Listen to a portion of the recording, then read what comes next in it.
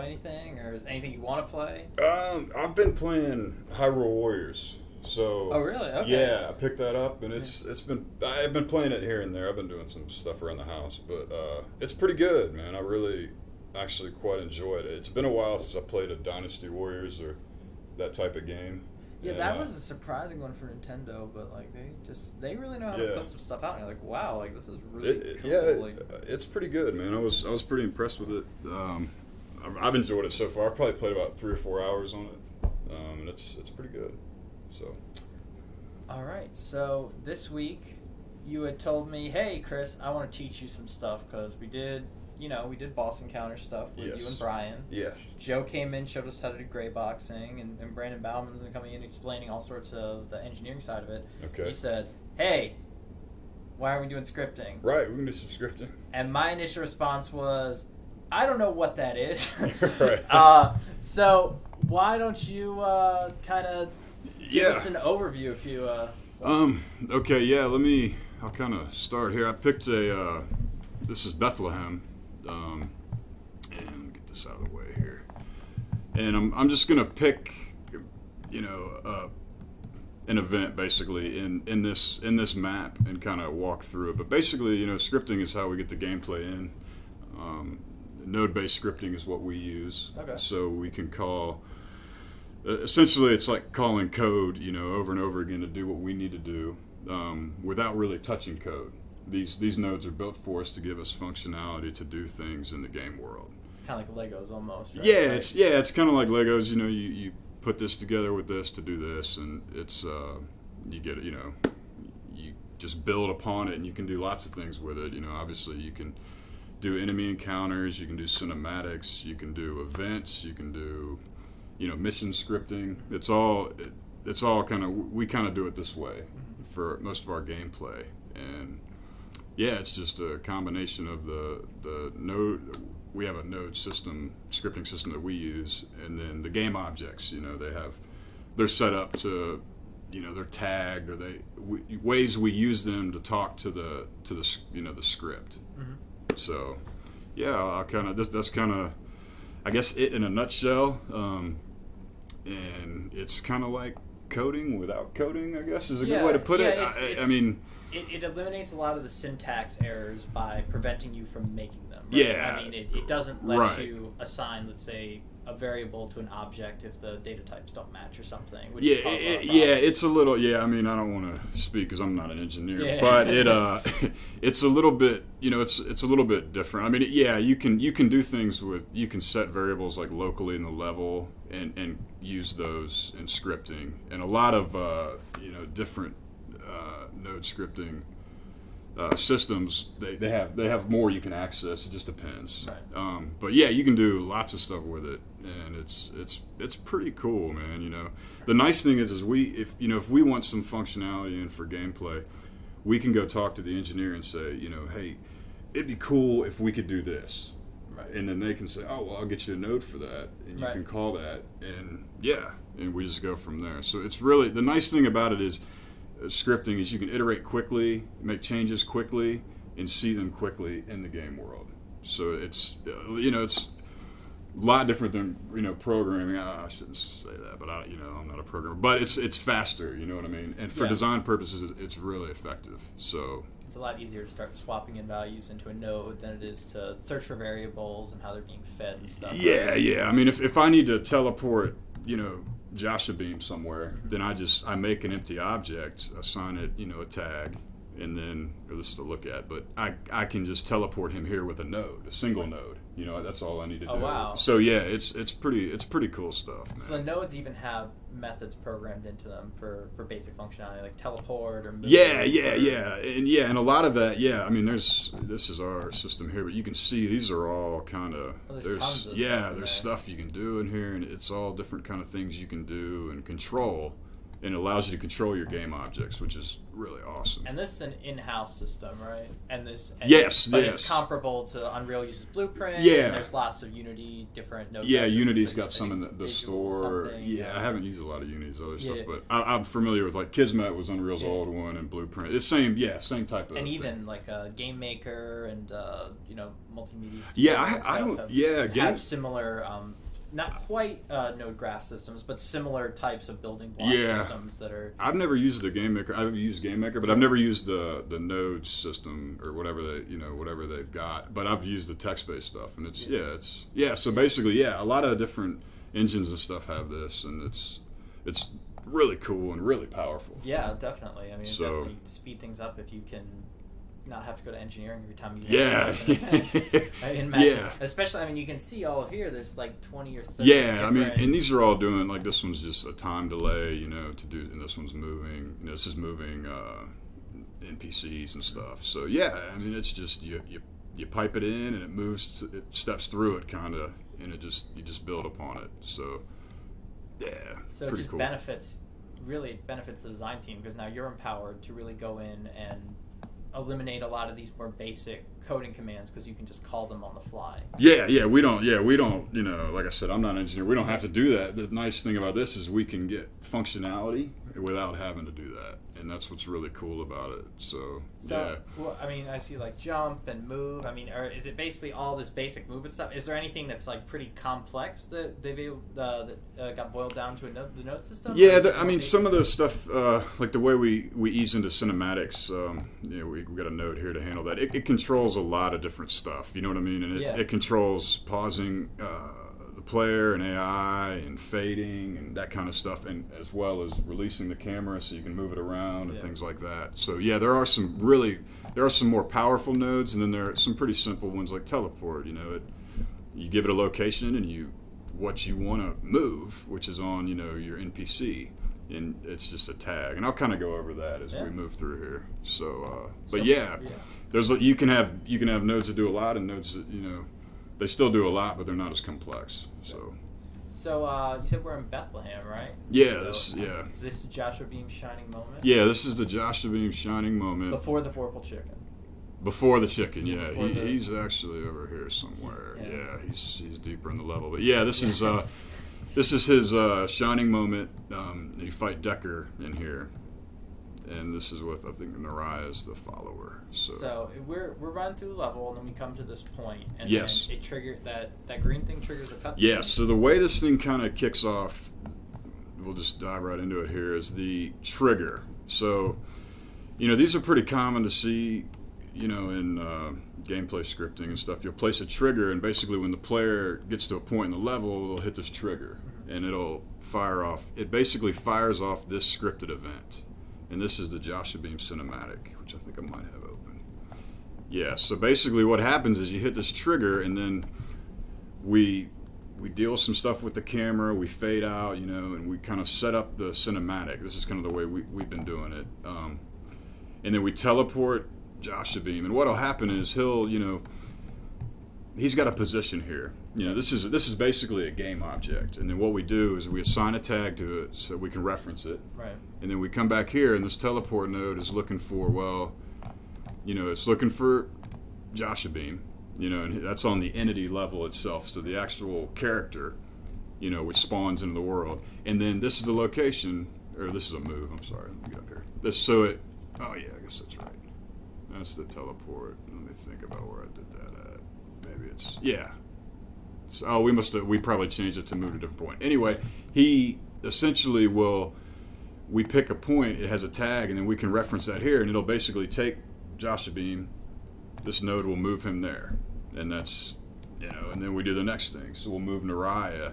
So basically we'll walk into they'll hit this trigger, and we'll start the cinematic. We'll position everything. And a lot of times, when you're doing something like a cinematic, you've got moving parts behind the fades and the transitions. That's where everything's done, and everything just kind of, okay, here we go. We're gonna move everybody around and get them where we need to get them, and then we'll start, we'll bring the camera back in and we'll have them walk or do whatever they're going to do. And this is something that happens in like a frame, right? This is like, yeah, it's pretty quick. Yeah, you can set the your fades or whatever you're using to transition. You can. A lot of times that's kind of where that's done. You'll get people where they need to be to start doing something else.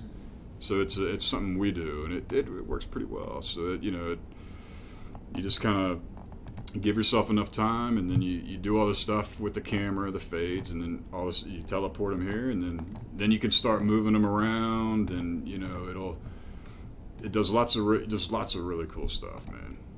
And then like here is another one. So while the cinematic's playing, they'll run to a point, and we'll actually raise this gate up. We can actually call another scripted event inside of this scripted event that was fired from the trigger. Yeah. And it'll raise this gate, so we can do other things, So it's like inside of once you cross the plane, that's when it triggers. So yeah. This invisible box is basically just it's football, right? I mean, it's like cut off as soon as you cross that plane, trigger. Yeah, it triggers. It starts the script, and then it moves through all the logic, and it does everything it's supposed to do. And and everything's you can control stuff in the game world. It's really cool, man. So it's pretty powerful, and the more. The bigger your library, obviously, the more control you get, which I guess can be a good and bad thing, depending on how you look at it. Sometimes you don't want to have too much control. You just need, like moving and teleporting and all this dialogue and things like that. It just depends on what you're trying to do with the scripting. But yeah, that's essentially how we get started. And so the cinematic launches. It goes through. It'll move the camera around. It'll do all these things. We'll play some dialogue. And then we'll end it. We'll fade back in. We'll put the camera back on the player, and then we'll start the event. And then let me jump to that one. So basically, we'll hit the trigger. We'll go to the cinematic. When the cinematic's done doing its thing, it runs through all its logic. Then it hits another scripted event, which starts the gameplay for the event. So we're back in there, and it'll run this stuff. And how long does it take to set one of these scripts up? Is this hours of work? Is this minutes of work? It depends on the script. Like if you look at this one, it's pretty short. Right. So there's it's not as lengthy as like the cinematic scripts. It just depends on what you're trying to do, really. Mm-hmm. I mean, some are more involved. It depends on how many moving parts you've got. In the scripted event, what you're trying to control. A good example was in Keela. One of the ones I worked on it was a pretty big scripted event. There was a lot of moving parts because of the siege towers. They play animations, they catch on fire. We're tracking enemies, enemy deaths. Spawning. We're resetting if you die, and you got gates and everything else. So that scripted event it's pretty massive. It's pretty crazy. So it just depends on really what you're trying to do. Are there any unique challenges, given that we are an ARPG? Are there any unique challenges with scripting? Does it make things more difficult? Does it make things easier? Is it pretty much the same regardless? It's really just a camera issue? That's a good question. It's different. I mean, things like enemy delivery, because I've worked on third-person shooters, and it's enemy delivery is still kind of the same, right? You'll hit a trigger, and then these dudes will appear. Right. That's a good question. I don't know. There's challenges with it for sure, but you're still doing cool stuff in an ARPG. I mean, you've got events going on. Right. The same things you'd see in other types of games. So, I mean, the camera's different. I don't know. You can still do a lot. You know what I mean? So. There's differences, I guess, but I don't know. You can still do a lot, and it's not like it's easier or harder than any other kind of game, I would think, at least some that I've worked on. So Maybe a better way to look at it is, given our context and our content, is it hard to balance design? Because there's this historical element, and it is based on the Bible, so there's a lot of considerations there. Is that tough when you set an event or a quest, or... is that a larger consideration? Something more difficult? I think that's a bigger consideration. I mean, I think we tend to focus on just trying to get it fun, right? And we kind of know what NPCs we're gonna have, and it's a little bit challenging, you know, because like this game, for instance, we don't do magic and stuff like that. Yeah. So you have to be a little more careful with enemy delivery and things like that. You have to think about that a little bit more. And there are jump off cliffs. Yeah, I mean, you know, they can't just appear in Yeah. a pillar of fire or whatever. Yeah. So yeah, that's definitely, you know, I guess one thing to consider. But yeah, I mean, you know, it's it doesn't play a huge role, I guess, in that. I don't see it as a big deal. We can still make engaging combat and do fun things. So how is it? How do you take like a simple concept like a fetch quest and make that feel fresh and fun? Like, is that something that's kind of easy to do, or is it just like it's just you play it and play it and play it and refine it? Yeah, I think that's how I tend to do it. I try to, usually when I'm scripting something out, like this is a pretty big event. There's a lot going on. There's a cinematic in the beginning. There's spawners that run, and then you got to fight a mini boss, and then you leave. I think, yeah, a lot of it is iteration, like, you know, because you can lay something out and get it stood up and kind of get it working and, you know, playable. You know, it may be buggy, but then you got to iterate on it, and you got to polish it. I mean, that's a big part of it. I think that's where the fun is. You know, I think that's where you achieve it. I mean, you know, a fetch quest, you know, might be collect 3 of these, and you know, you complete the mission or whatever. But trying to make that engaging, like placement of where those items are, encounters that surround those items, those are considerations you make. And I think those kind of things you iterate on while you're doing the scripting, you know, or laying out the sequence. So, yeah, I think it kind of evolves, I guess, is a good way to put that. So, do you have like a favorite thing that you like to script, like cinematics or, you know, spawners or anything? Or something that's like, oh man, like that's awesome, I can't wait to do that? Or is it? Yeah, you know, I like doing cinematics, but yeah, I don't know. That's a tough question. It really depends on what's going on in the sequence. You know what I mean? Like with the siege towers, for instance, I really enjoy that because there's a lot going on. You know, we had these towers, and you get to set them on fire, and they, you know, got to work with art and do some really cool things with those things lighting up. You know, and I mean that's fun. I don't know if it's really like I like doing this more than this. I think it just depends on the entire sequence. You know, like what the end result is. Like the bigger the better is always more of a challenge and always fun to, you know, go after. So like this whole sequence here, like, and this is just a small piece of, you know, a pretty large level. Yeah. How long does it take to get this to where it is now?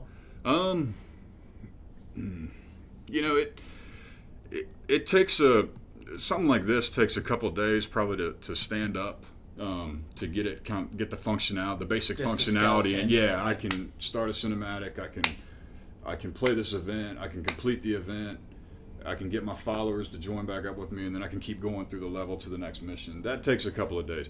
I mean, actually dialing it in, you know, it's a few more days, and then any available time you have after that. I mean, you know, one of the problems I have is that it's hard for me sometimes to put stuff down because it's always like, man, I could do this and make it a little bit, you know, a little bit better. I could have this dude move over here just a little bit, and the player might see that a little bit better. So yeah, I'd say something like this. I mean, from, you know, concept to start laying it in to finished, I'd say it's probably about a week, you know, but it could be less. I mean, it just depends on, you know, the complexity of it. So this one, I'd say total probably about a week, because you're gonna run into bugs while you're doing stuff. You're gonna have problems, and you know, it's just inevitable. So. How would you know there's like a scripting bug? Would that just be from playing the game, and you would see, like, hey, this object's on top of this other object or something, or how would you know? Well, see it? Yeah, you'll see it. I mean, sometimes you won't see them all. And that's nice. You know, that's the great thing about, you know, QA support is those guys. They play it differently than you play it. Right. It's weird. You'll play it. Sometimes I'll make a sequence. I'll play it, and I tend to play it the same way. Even though I try to play it a different way, after a while, I know where the enemies are coming from. Right. I know, you know, this and that. The dev tricks. Right. Yeah. So, you know, they'll find stuff that I'm not even thinking about, And that's an important part of it too. Is you'll find bugs as you're doing it for sure. You know what I mean? Things that you're not going to get the scripting right perfect the first time. You're going to have to iterate on it and go back over it. But QA will help you find stuff, and other people playing your stuff is a big thing. Because they approach it differently than you do. Right. No matter how you think everyone's going to approach it, players are gonna do their thing, and it's going to be a little bit different. You know what I mean? They might go to this portion of of the arena, or they might hang out over here. Somebody might go over here. Or it just depends. They might deal with the enemies. They might go right after the enemies, or they might run around. You just never really know. Yeah. And all that stuff can expose bugs and problems that you didn't anticipate and think about. So what does this look like when you play it? You mind? Yeah, let me run through it. I went over the cinematic. I'll play through it. That's a good idea, and then we'll come back and I'll talk about how I kick off the combat in here. That'd be great. Yeah. Just a little loading because there's a massive amount of data. Yeah, it'll take probably a minute, but you can see all these. These are all spawners here. So this thing is actually after the cinematic. I'll just give you a little run. After the cinematic completes, these spawners they'll activate and they'll start running, and they're what we're doing is we're tracking enemies the player's fighting off essentially, and when we reach a certain number of enemies, Decker, the mini boss, will appear, right, and then he'll have some minions that spawn with him, and then you'll defeat him and the event will complete, right, and then your followers who are in this event who are waiting on the other side of the gate, they'll join back up with you and you'll proceed. So that's a quick overview of it and kind of how it works. But yeah, the last time I played this map was when we had that bug where the enemies were 5 times as strong as they should be. Oh yeah, yeah. Yeah, there was a bug with Decker, and he was pretty powerful. He was a beast. Yeah, let me run through this real quick. Right. Warriors of Israel. Of course. I am known. So Lead up. beginning at 2-4. Yeah, this is the beginning. You're set to go find the My spear is hungry. Water. Yeah, we'll see how good I am here, dude. I don't have any abilities to roll. Yeah. And one thing that was cool about a little side note, things to consider with scripting. One thing I like to do is do little things. And if you notice, if you run up on this gate, these sheep will run away. And you can do simple stuff like that with the trigger. Real little things like that are kind of cool and fun to do. And is that little column kind of playing through, or is that something you do the first time? Is Yeah. something I need to do? Yeah, I don't know. I think when I was looking at this map, I was running up here. I saw the sheep here, and I'm like, man, I run kind of right by them, and they're just kind of looking at me, and it kind of clicked. I'm like, man, it'd be cool if they like ran away. Not have creep. Yeah, like because Oh, hey, Joshua Bean. Yeah. right. If I'm a sheep, I'm like, well, what are you doing here? Yeah, That's probably right. So. Oh. Yeah, so I don't know. Sometimes it's just things you notice. Like that one was more of like I was just running through the layout. I thought it'd be cool. It'd be easy to set up. You know what I mean? Yeah. It might take me a half hour, an hour to do something small like that. But it really, that is like really polished. Like, that's a Yeah. really good script. I can't do Level, that. everything feels interactive, alive. I can't do that. Little things I like that. can't do Yeah. that. An hour, it's still I Definitely, can't yeah. do makes that. the level feel. Yeah, it's nice can't do that. to have time to do that stuff, and it's important to think about little stuff like that. And I think it really can add a lot of dimension to it. I mean, it seems really small, but if you get a few little things like that here and there, it adds life to the environment. So, I can't do that. I can't do And that. are these guys all set up with spawners that are these triggered I spawners? can't They do spawn that. when the level starts? These guys are ambient spawners. They're on a can't do trigger that. to basically load. Effectively, they'll load up so that we don't load I can't do AI that. at one time. But they kind of do their thing. They're not really scripted. can't Some of them do are. I You can can't use do that. ambush enemy encounters where you'll run up on here and there'll be like a trigger here, Yeah. and those dudes they'll run out of here. But that only happens, if I you can't get do that. close to here. You know what I mean? You can do stuff like that. I can't We do do that in spots throughout the I game. can't do So yeah, that. you can have them, and that's a really easy scripted event to I set up. can't You do you that. just- You can call something I to run a can't do spawner. It's just a trigger, and that's all you really need. I can't do that. So, oh man, yeah. Yeah, what's a good laser? I can't do that. The other problem is I don't have I any can't kind do of. that. I'm starting I fresh, can't so I don't do have any. that. I can't do that. I can't do that. Yeah. So I can't Yeah, do that's that. so I'm a Probably little, not the best way. Yeah. I can't do that. And what's crazy is I've played this level hundreds of times. I can't do that. You know, a couple different designers worked on it. I can't and I do was that. responsible for stuff kind of passes towards the end of it, but it was kind of a little bit of a group effort. We had a couple different guys. I can't do that. So I got to do some, like I got to do the Joshua Beam stuff, and I did a little bit of rework what was there, but you know, scripting and gameplay is always, it's an iterative process. I mean, you're always, you know, going over it, and trying to make it better and improve it. You know, that's the goal. How do you know when you start to get there? Like, how do you know when this I is starting can't to go do from that. good to great or from Yeah, you know, I can't do that. if I think the way I gauge it is like just, you know, if sometimes I'll be playing, and, you know, and you have to realize I play this any level you work on, you play a lot. I you know, can't because do you're adding something and you're I testing can't it. do If I that. find myself just playing, I can't do that. like past what I was Just supposed to be enjoy- yeah. testing, then that's usually an indicator I that, oh, can't okay, do well this that. part Now has kept my I'm attention right, long right. enough. Right. I guess that's one. I can't One do way. that. You just, I don't know. That's kind of how I do it. I mean, it's kind of a try to get that feel of what feels good, you know. And I can't do that. I can't do that. lasers. I can't do that. I can't Yeah. do Oh yeah. that. It affects it really great. Hard to great job. I can't do that. I can't do that. That's all part of the Time to shine. system too, or that's You talking about the ambient spawns or the? yeah. Yeah, you add we had components, and Unity everything's component based, so you add components to you know, spawn, to make a spawner and stuff.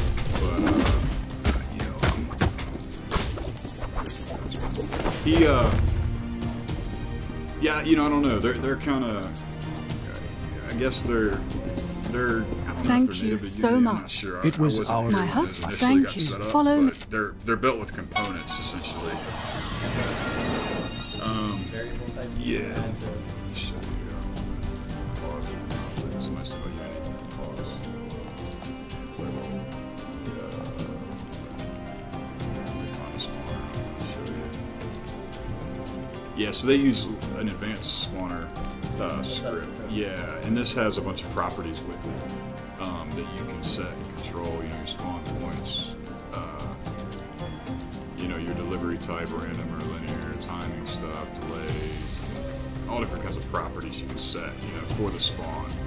So yeah, this component is effectively what builds this. This is basically a game object, and this gives it its functionality for the spawns. So this component, the advanced spawner here, that does a lot, and that's really what gives you everything you see with the spawner. You know, and again, the tag reference, so that we can call stuff and do things like if we want to say this thing wasn't set up to immediately fire, then we would be able to trigger it to fire when we wanted to. Yeah, with the tag. So I don't know if that answered your question or not. It did. Okay. It did. So just, I put a couple. Yeah, there's a camel. If the He, camel- he don't if the care, camel's dude. like Yeah, it, whatever. he's old school. He don't even worry about it. Yeah. But yeah, we're pretty close. So there's a little bit more code. Just take the camera. I'll kind of walk you through.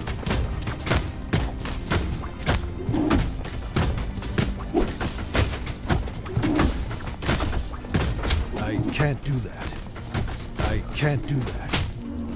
I can't do that. Yeah, well, no. Thank you. My axe was getting a bit I thirsty. can't do that. Yeah, I can't do that. I can't do that. I can't do that. You know the missions? I can't do that. yeah, they're all, yeah. I can't do I'll that. show you one of those as well. I can't Yeah, do kind of that. give you a rundown of the way that works. Yeah, we have this element, this element tracks, you know, and we have functionality and scripting to control this, like when these I can't do that. and I can't do that. Oh man. Oh man. Yeah, it is embarrassing. That's all right. Let's go. I'm telling you, man. I'm telling you. Yeah, right. Decker's gonna kill me in here, so that'll be interesting.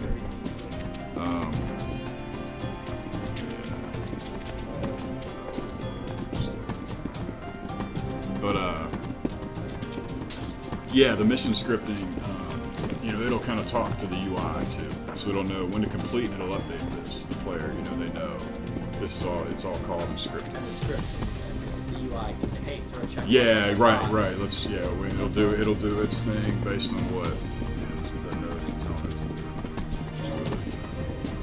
It's pretty much how that works.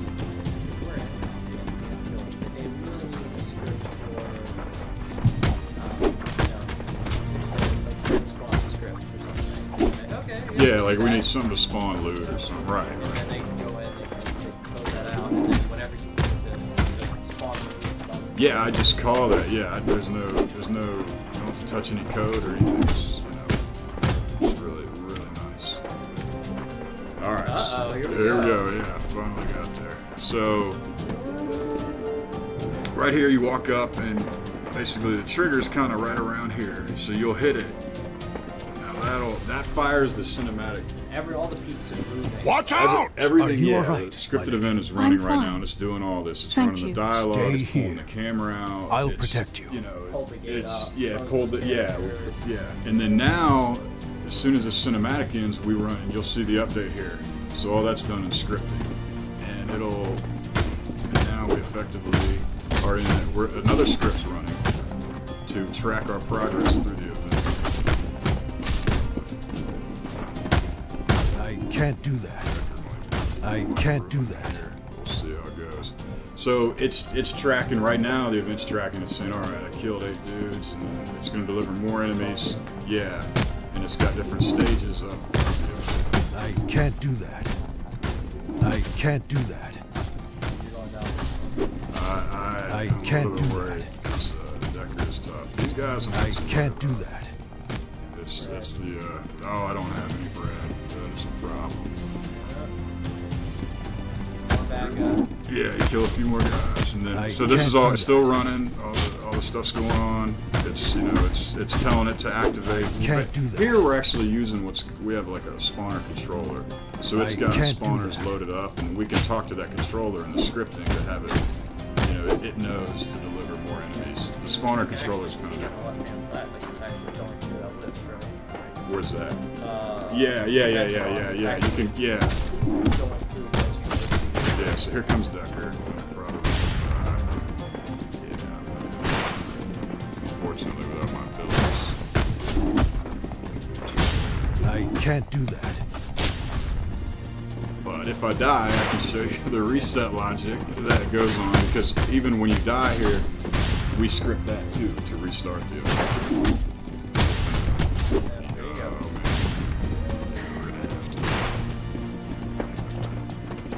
His spear attack, man, he is lethal. Spear attack. If I can get him solo, I can.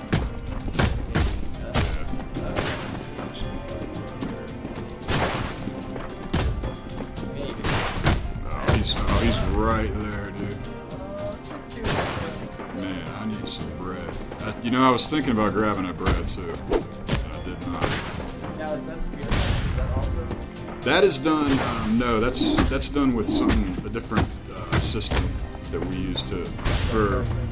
Yeah, that's kind of stuff Bill does. Yeah, and it's kind of behavior stuff with the AI. So this is how I take care of it. I stun him. Let him hit me with that. Not too bad. Try to get away from him quickly. Let him spear attack. I can't do that. Out of stamina, that's good too. So Yeah.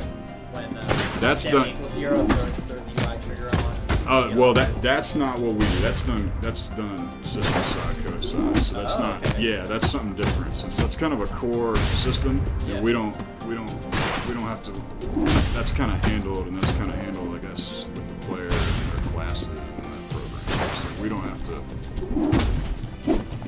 it's not something we have to worry about. Most of our stuff is directly related to gameplay. So, you know, I spawn Decker here at when I want to spawn him, you know, track up here. And then I catch when he dies, and I do a bunch of other stuff if I can beat him, which is not what we do here.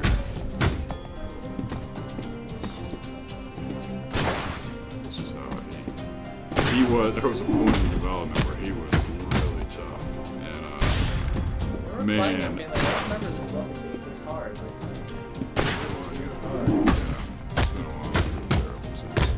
It's a little bit more difficult without abilities as well. This guy especially. Because I could, if I had my dash ability, or my, you know, the spear stab, probably a little bit faster. I could get away from him quicker, which is good. But yeah, so.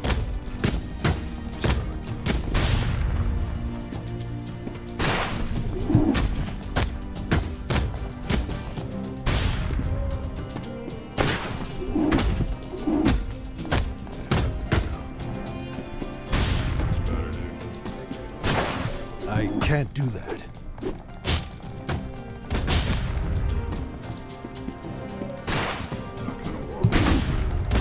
What's going on here in the scripting as well as the final.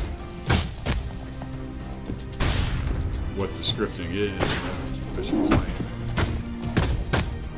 Almost there.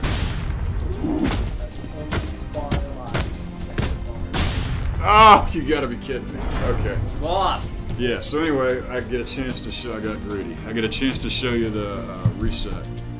So here it'll actually, we catch the death of the player in the scripting, and then we relaunch the event. Now we don't relaunch, actually I think for this one, yeah.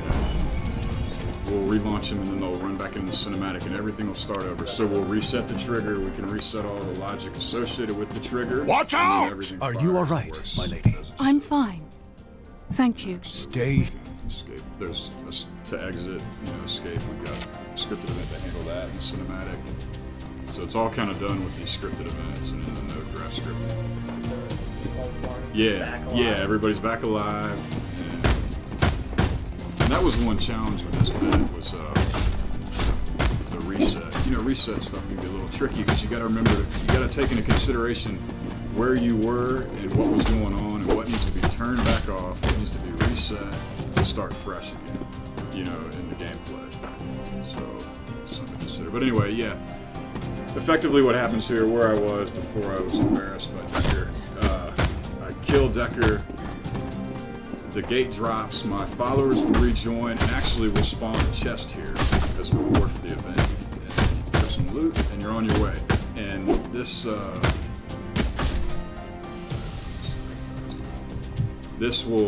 Slay Decker will update, and this event mission will update. So once he's defeated, you've completed this, and it clears out, and that's kind of what happens. And that's essentially the event. So, yeah. And that is. That's pretty. I mean, that's scripting, right? That's scripting. Yeah. I could. If you want, I could walk you through more, or if you guys want to, I can show you a little bit about. I'll show you a little bit with the spawners and the way that they're. That those guys definitely are got to go handled. with the sheep scripting. I mean, how could you avoid that? The sheep, yeah. The sheep, Yeah. like that's what everyone's really interested in. Let me see here. Yeah, the sheep are pretty easy. So this is the scare sheep script. Yeah, basically when I hit a trigger, it'll move them. They'll have a point. No, run away. We'll pause them. Yeah, it checks when both are done, and when both are done, one important thing to remember with scripting is you don't want to leave scripts running. You know, it's not a good thing. It can eat up your process. Yeah, so we use a complete node, so it checks to make sure they both ran away, and that's it, man. You tie that, you tie that to a trigger, and just a few nodes will give you some functionality to do something like that. So, and for I'll show you quick, like enemy delivery stuff for the Joshua beam. Let me see if I can. I'll actually go to the cinematic, which will take me to the wrong one. It's not the right one. It's for the gate. Go to the event start.